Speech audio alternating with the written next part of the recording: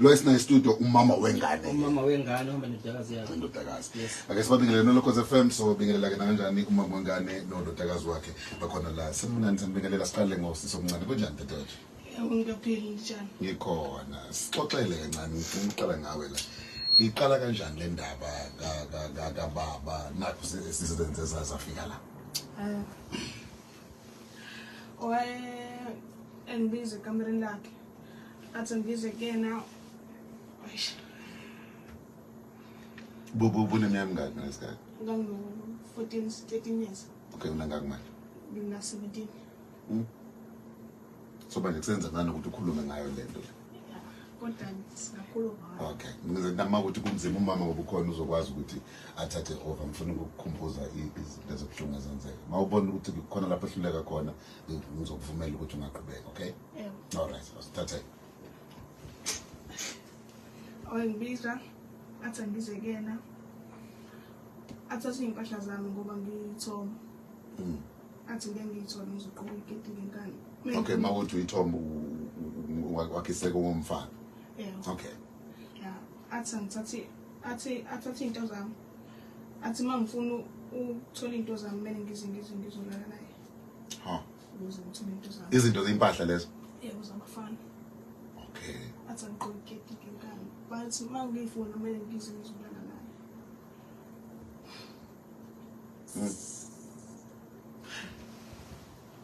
Then kwagcina sekwenzekile ke otholakala ingane.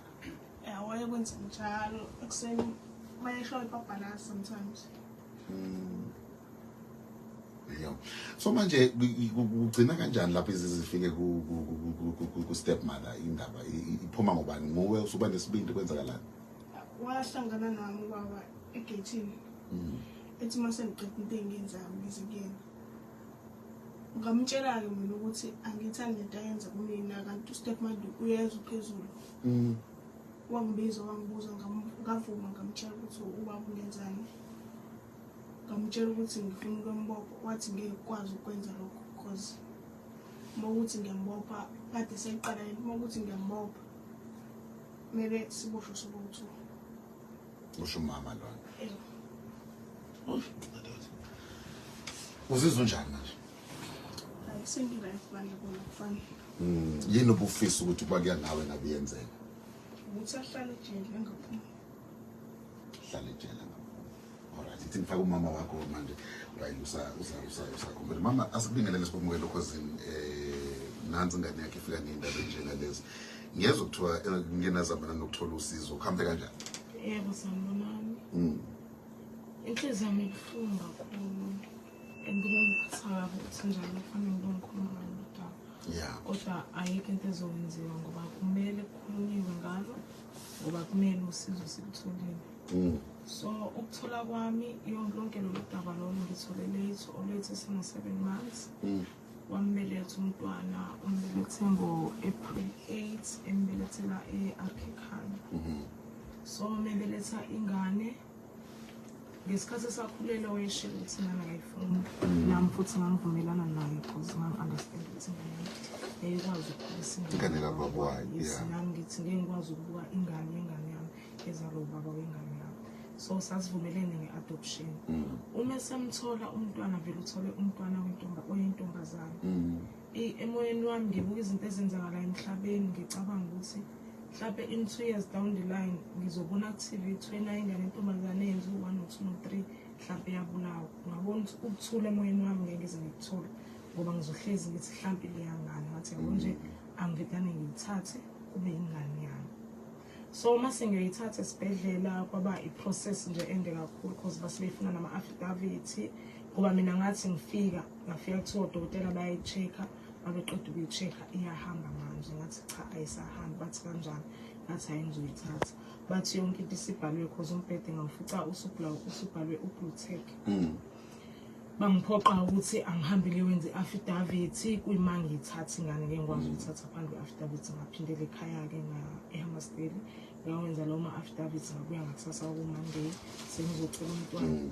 Nakhona lapho mase kufanele banginike ingane bathi ngebakwazi ungihanda over mina bazonika i-social worker. I-social worker ilona ifile nami cause mawukuthi ingane ivelelwa inkinga noma uma wayihlampe yalimaza imina ozongena ecaleni mina ngithi ingane ngiyayithatha ebe eshuthi ayifuni cause babethi uyilungelo lakhe uma ethi akayifuni ingane akayifuni mina uma ngithi ngizoyithatha ingane ngihlala naye ngiphinde ngihlale nengane neyilimaza mina ozongena emacaleni. So wagcina ke iphi manje ingane? Ikhona ingane isekuba ikumina ingane. Oh sagcina usuyitholile. Yes, ikumina ingane. So inkinga eyenzakalayo mase mthoyela umntwana ba discharge okay sibuye naye mase ngiphindele esibhedlela ngifuna ukwenza i-certificate somntwana bafike bathi kumina angebaze bakwazi ukuthi bangenzele i-certificate bafuna i-court order yokuthi ingane eyami ngoba ingane la ibhalwe as ukuthi iya adopt washo ukuthi mina angisabalwa ukuthi ngogogo wengane biological because mina bengivumelene nayo yonke le process ye adoption njengamanje bathi bafuna ke i-court order. I-court order leyo bathi ngizoyithola via ama social worker bangenzela incwadi bengitransfera DSD useHammersdale. Hayi ke ngazama ke Hammersdale usiza ngizaye ngilithole because enye incwadi engangiphumela i-archican yayithi eHammersdale ka DSD kumele kumele basize njengoba ingane ingakaholi njengoba ingena certificate ingaholi kumele ukuthi bangenelele njengo DSD mhlawumbe kube khona i-voucher bazonika yona inyanga nenyanga. Okay. No kulungile sizokhuluma naye department siza ukuthi kuhamba kanjani because kunama processes abaye bewenze kodwa wena ngokwakho emphefumulweni wakho uhleli nengane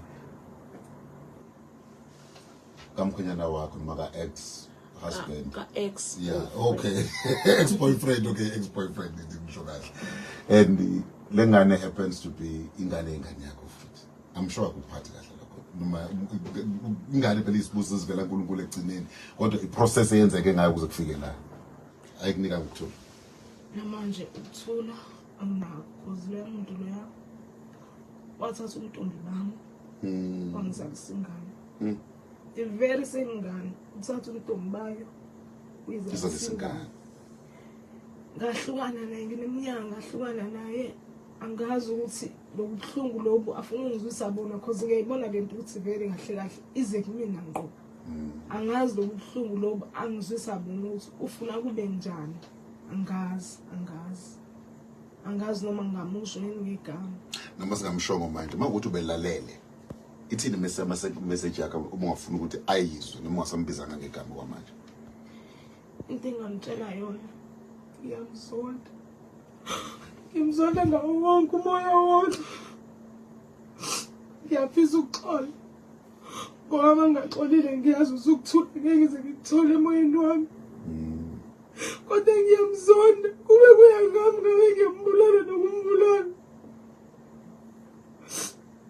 yonke lento le ayenzile ibangela mina inkinga kumele ngibhekane nengane yami usuku nosuku ezalwa uyena into ubhekane nomzukulu futhi mhlambe ngabe ngithi mhlambe wayefuna ukuzala ingane lo muntu lo always uyala imbone emngaka uyindodakazi yami yokuqala nakuyena oqala ulanywa ingane ngicabanga ukuthi zu8 or 9 uyakwazi ukushela lale nabantu abazalisa angisazi isizathu sokuthi alale nomntanami okay masiyabonga ulethe khona into ongafuna ukisho kena mayilalele manje makwazi ukukhulumeka akhulumeke okay thank you so much mina kwaza family kumele sibambe lawo manje siyazi bakhuluma ngenhliziyo yabo ngithanda batetele beyisho kumele seyindabeni zabona lishakalombili Wengenza wethu sidecide ukwenza kabusha le video ngoba abantu abaningi bakhale ngokuthi abayizwa kahle leya isuke yaba nesound ethe ukuba inkulu kakhulu so i-background sound yona yadimosha